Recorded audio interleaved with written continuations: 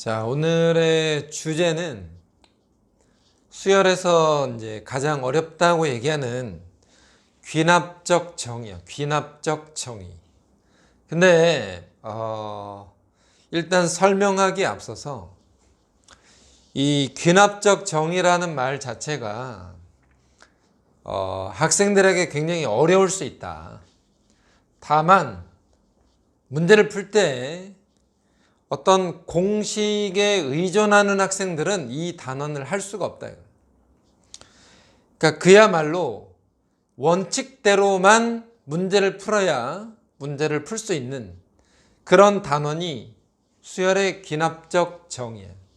어떤 공식에 입각해서 문제를 마치 근해 공식처럼 대입해서 푸는 학생들은 물론 당연히 쉬운 문제들은 풀 수 있겠지만 전체적으로 높은 점수를 받기가 힘들다. 그래서 수열의 가장 기본적인 원칙, 나열해서 생각한다. 이 부분에 중점을 두고 단원을 정리하는 거야. 그러니까 쉽게 말하면 쓸 게 별로 없다 이거야. 물론 많이 쓰겠지만 쓸 게 별로 없다고. 이러한 형식으로 문제들이 풀리고 이렇게 생각해야만 된다라는 걸 중점적으로 설명을 하겠다는 거지. 일단 그 첫 번째가 등차 수열이야. 누구나 다 알고 또는 쉽게 접근할 수 있는 수열, 등차 수열. 다만 단순히 등차 수열에서 머무르는 게 아니라 첫째 항과 둘째 항의 관계를 잘 보는 거지. 그 말은 등차 수열이라는 거는 두 번째에서 첫 번째를 뺀 것을 D, 공차라고 얘기하는데, 그러면 세 번째에서 두 번째를 빼도 D가 되고 네 번째에서 세 번째를 빼도 역시 D가 되니까 N 더하기 1번째에서 N번째를 빼도 어떤 D, 공차가 만들어진다. 이 마지막에 적어놓은 이 관계, N번째와 N 플러스 1번째 관계식, 얘를 보고 등차 수열이다 라고 생각해 보면 되는 거라고. 자, 등차 수열을 이렇게 정리했는데 등차 수열에는 이런 것도 있잖아. 가운데 항의 2배가 앞뒤 항의 합과 같다. 그치? 만약에 가운데 항이 세 번째라면 두 번째와 네 번째 합과 같다. 이와 같은 관계들이 또 있잖아. 그러면 가운데 항의 2배가 n 플러스 1번째가 n번째와 n 플러스 2번째, 가운데를 n 플러스 1번째로 보면 그 앞에 게 n번째, 그 뒤에 게 n 플러스 2번째 해서 가운데 항의 2배는 앞뒤 항의 합이다 라고 해서 이렇게 물론 정리되는 경우들, 이거 자체를 외우라는 게 아니라 이러한 의도로 등차수를 설명한다 이거야. 이렇게 생기면 등차수이다 가 중요한 게 아니고 등차수열은 이러한 성질들을 가지고 있더라, 이걸 기억하라는 거야. 이웃하는 항의 차이가 어떤 일정한 상수값이 나오거나 가운데 항의 2배가 앞뒤 항의 합과 같다 라고 하면 아무런 설명이 없더라도 등차수열이라고. 이걸 첫 번째 등차수열이라고 얘기하는 거야. 자, 두 번째는 우리가 잘 알고 있는 등비수열에 대해서. 등비수열은 역시나 마찬가지로 첫 번째 항과 두 번째 항의 관계. 그 말은 첫째 항분의 둘째 항을 우리는 뭐라 그래? R이라고 하지. R. 두 번째 항분의 세 번째 항도 역시 공비 R이잖아. 그러면 이와 같은 방법에 의해서 n번째와 n 플러스 1번째의 관계도 역시 R일 테니 얘가 등비수열이었다 이거야. 얘가 등비수열. 자, 마찬가지로 이렇게 쓸 때도 있지만 가운데 항의 제곱이 앞뒤 항의 곱과 같더라. 이것도 등비수열이야. 그러면 가운데 항이 세 번째라면 제곱이 앞뒤 항의 곱이더라. 이와 같이 나열해서 써도 되니까 n 플러스 1번째의 제곱은 n번째와 n 플러스 2번째의 곱이다 해서 이런 모양으로 등비수열을 설명하기도 한다 이거야. 자, 대표적으로 우리가 배운 두 가지 수열에 대해서 이렇게 설명을 했어. 그지? 이건 누구나 다 아는 거지만 누구나 쉽게 풀 수 없다 이거야.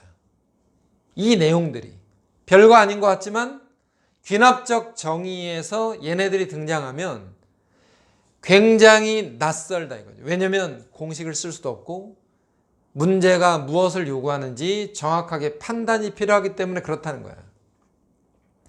자, 그러면 여기서 수열이 등차 등비밖에 없냐? 그게 아니야. 수십 개, 수백 개가 있어. 수십 개, 수백 개.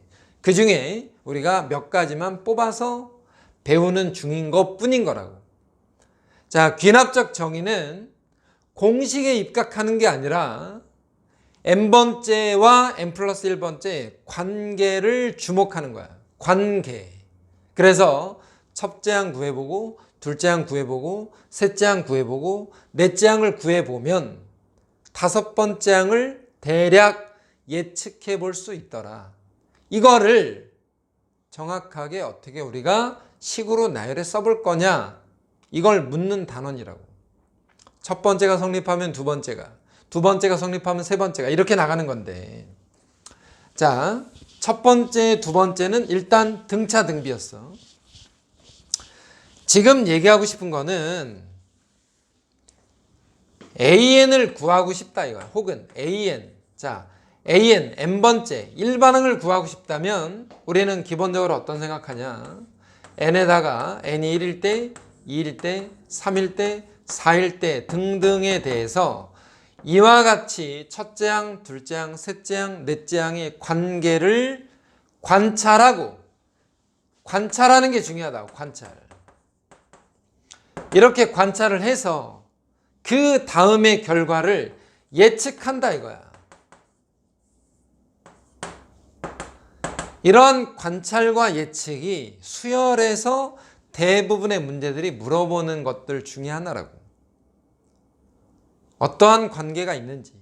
그래서 교과서에 보면, 교과서 내지는 여러 가지 문제집들에 보면 다양한 문제들이 있어. 다양한 문제들. 그 다양한 문제들을 우리가 어떻게 접근해 가는 게 좋을까를 고민하는 거라고. 과거에는 정말 어려운 점화식에 관련된 수열들이 많았다 이거야. 잠깐 그냥 소개만 하자면, 자, 여기 지금 뭐 3번에서 내가 A인이라고 했는데 이거는 전체적인 가닥이야. 전체적인 가닥. 이런 관계에 있는 경우들도 있다 이거야. n 플러스 1번째 분의 1 빼기 n번째 분의 1은 어떤 상수. 물론 이런 문제가 교과서에 있을 수도 있고 없을 수도 있어. 그러면 얘는 어떤 수열이냐면 AN이라는 수열을 역수로 취했을 때 차이가 일정하더라. 그 말이 무슨 말이야? 어쨌거나 차이가 일정하더라 그 말이잖아.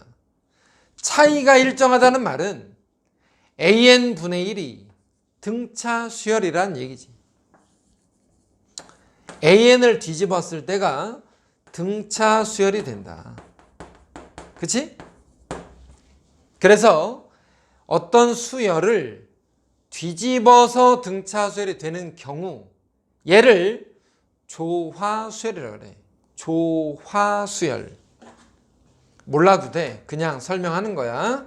그냥 들어봐라 이거야. 자, 조화수열이라고 하면 역수가 등차 수열을 이루는 그런 관계, 이런 것들을 조화수열이라고 그래. 그 다음에 자, 이런 거 있지. 물론 옛날에 배웠던 여러 가지 다 빼버리고 n 플러스 2번째가 n번째와 n 플러스 1번째의 합과 같더라. 자, 요거를 우리가 뭐라고 얘기하냐면 피보나치 수열이라고 한다. 피보나치 수열.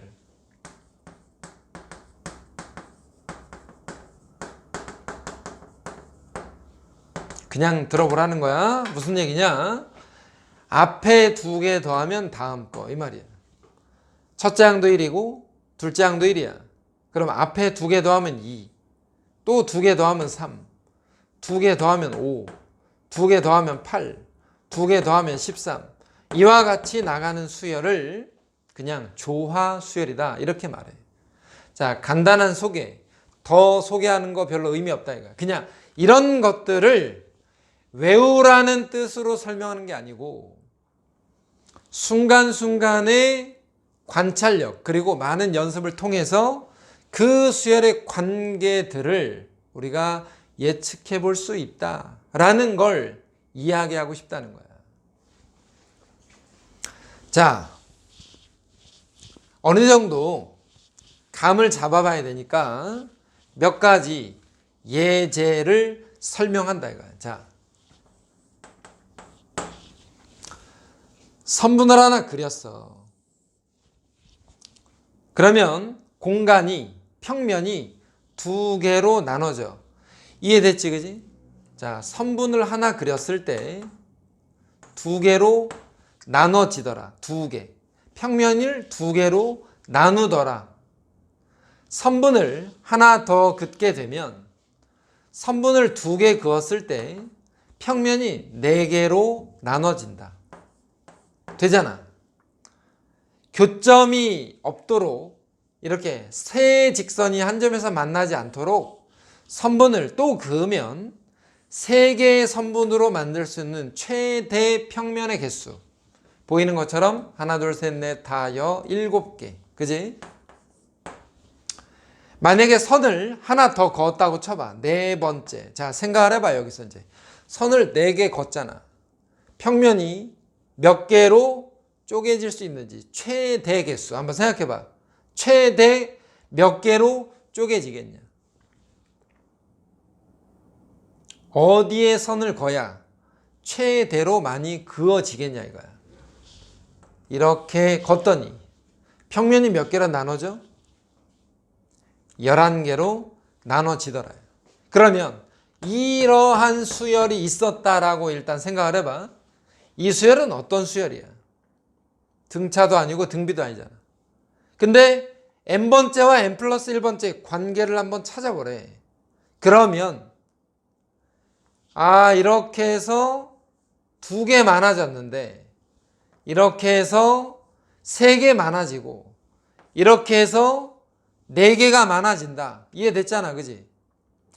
첫 번째에서 두 번째로 갈 때 2개 더, 두 번째에서 세 번째로 갈 때 3개 더, n번째에서 n 플러스 1번째로 갈 때 n개 더. 그래서 n번째에서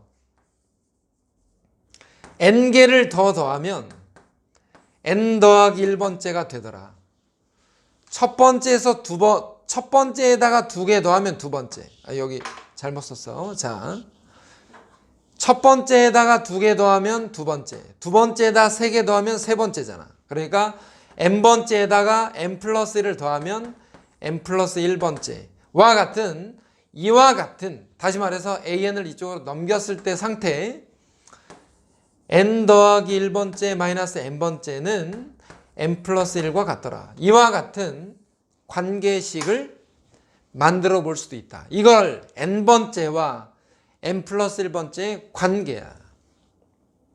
여기다 한번 써보면 첫 번째 항에다가 2개를 더하면 두 번째 항이 되고 두 번째 항에다가 3개를 더하면 세 번째 항이 돼. 그지? 세 번째에다가 4개를 더하면 네 번째 항이 돼. 자, 그럼 여기서 의심한 학생들 분명히 있다 이거야. 그 다음도 정말 그러냐? 네 번째에다가 5를 더하면 다섯 번째냐? 다섯 번째에다 6을 더하면 여섯 번째냐? 라고 의심이 되는 학생들도 물론 있다 이거야. 왜? 우린 이걸 수학적으로 증명한 게 아니라 귀납적으로 증명하는 거라고. 귀납적으로. 첫째 항과 둘째 항의 관계, 두 번째 항과 세 번째 항의 관계. 이 관계에 의해서 저러한 관계에 있다라는 걸 보이는 것 뿐이라고. 그러니 공식이 있는 게 아니다. 공식처럼 되어 있는 유형들은 있어. 그러니까 우리는 일단 첫 번째로 그런 유형들을 당연히 많이 풀어봐야 돼. 그지? 왜냐면 어느 날 갑자기 머릿속에서 창조적인 생각이 떠오르진 않는다 이거야. 자, 또 다른 예제. 우리가 뭐 많이 보는 거야. 예를 들어서 하노이 탑의 원리. 하노이 탑의 원리, 그지? 그 어린 아이들이 가지고 노는 원판 끼워 넣기 같은 놀이. 한번 잘 생각을 해봐. 이래. 나무 바닥에 이렇게 세 개의 어떤 막대기가 끼워져 있고 여기에다가 원판을 이렇게 끼워놨어. 원판.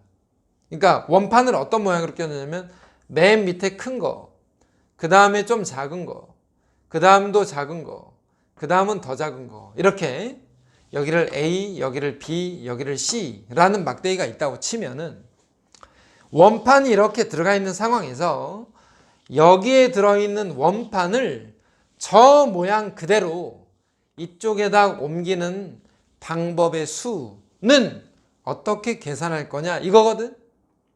이런 걸 하노이 탑의 원리라고 해. 그러면 한번 그림을 잠깐 보면서 생각을 해봐. 만약에 원판이 하나밖에 없었다 이거야. 막대기가 3개 꽂혀져 있었는데 여기에 원판이 하나밖에 없어. A라는 막대기, B, C에 이렇게.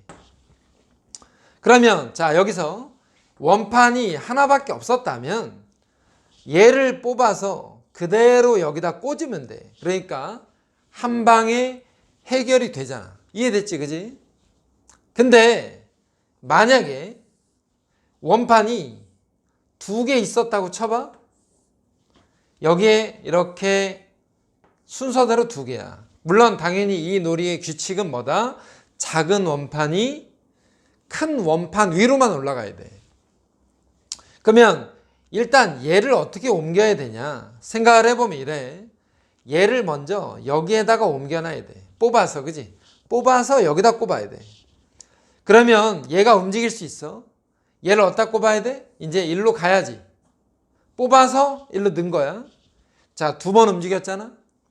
여기에다 꽂아놨던 작은 원판을 다시 뽑아서 여기다 올려야지. 그러면 3번 움직여야 된다. 그러니까 원판이 2개일 때는 3번을 움직여줘야만 돼. 자, 2개까지도 사실은 할만하거든. 근데 3개가 됐어. 3개. 조금씩 복잡해져. 자, 많이 복잡해진다. 잘 봐야 돼. 눈 잘 뜨고 봐라 이거야. 원판이 여기에 3개가 있어. 어떻게 할 거냐? 얘가 일단 일로 가. 한 번. 그 다음에 중간에 낀 놈이 일로 가. 2번. 이해되지 여기까지? 그러면 1번을 다시 위로 올려. 그러면 3번이지. 자, 3번 했잖아요 여기까지.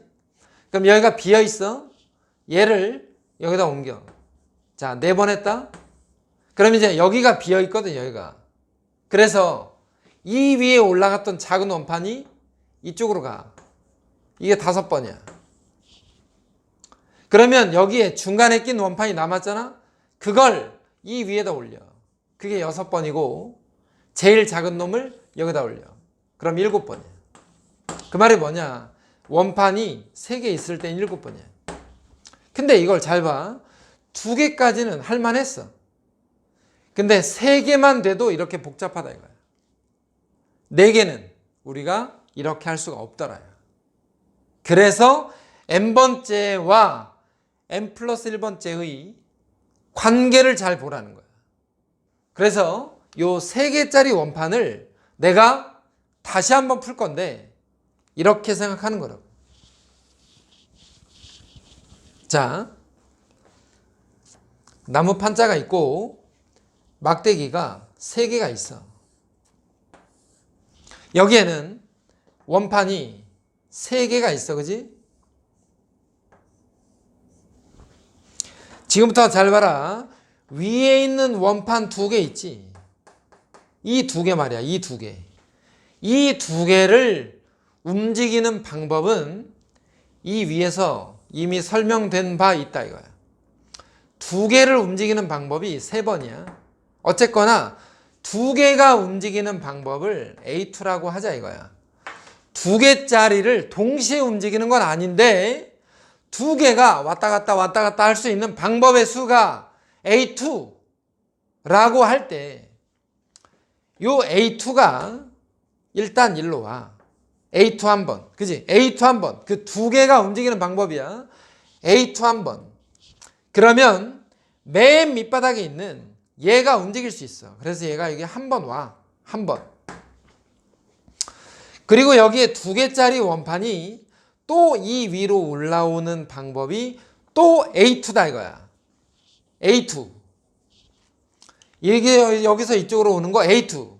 여기서 이쪽으로 오는 거 A2. 그러니까 3개짜리의 원판은 2개짜리 원판을 2번 움직여야 되고 맨 바닥에 있는 원판 하나가 한 번이 더 움직여야 돼서 A3는 이런 모양으로 된다.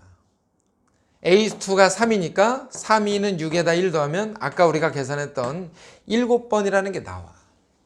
이런 걸 하노이 탑의 원리라고 얘기하는 거예요. 그래서 결과적으로 이런 얘기를 하고. 막대기가 몇 개죠? 원판이 몇 개 있다? n 플러스 1개가 있다고 쳐. 원판이 여기에 몇 개가 있다고? n 더하기 1개. 여기에 원판이 n 플러스 1개가 있어. 그래서 이놈들이 동시에 움직이는 방법을 n 더하기 1이라고 할 때 위에 있는 n개의 원판이 움직이는 방법, n개의 원판이 an번 움직이고 밑에 있는 게 한 번 간 뒤에 다시 an번 움직일 테니 an을 몇 번? 2번 움직이고 맨 바닥에 있는 원판을 한 번 움직여 보자. 얘를 하노이 탑의 원리라고도 하지만 우리가 여기서 얘기하는 귀납적 정의라고도 한다 이거야. 이러한 생각을 하겠다는 거야. 뭐 여러 사람이 모여서 N명이 모여서 악수하는 방법, 기타 등등 여러 가지 방법들이 존재하는데, 여러 가지 유형들이 존재하는데 그것은 어쨌거나 문제를 통해서 설명을 하면 된다 이거야. 다만 공식에 입각하는 게 아니고, 잘 들어야 돼. 공식에 입각하는 게 아니고 n이 1일 때, n이 2일 때, n이 3일 때, n이 4일 때의 변화를 관찰하는 것이 기본이다 이거야. 기본. 그 기본적인 내용을 충실히 하고, 그리고 이런 몇 가지 형태들을 우리가 기억함으로써 이 단원에 있는 문제, 물론 증명은 안 해. 지금은 증명은 내가 따로 빼서 설명을 하겠지만 이 단원의 전체적인 내용들을 그렇게 익숙하도록 연습하는 것이 목적이다 이거야. 공식을 외우라는 게 아니니까. 그치? 그래서 귀납적 정의에서는 사실상 공식이랄 게 없고 등차 수열을 잘하고 등비 수열을 잘하고 이웃하는 항 사이의 관계, 그리고 문제에 주어진 조건에 대한 해석, 이게 다라는 거야.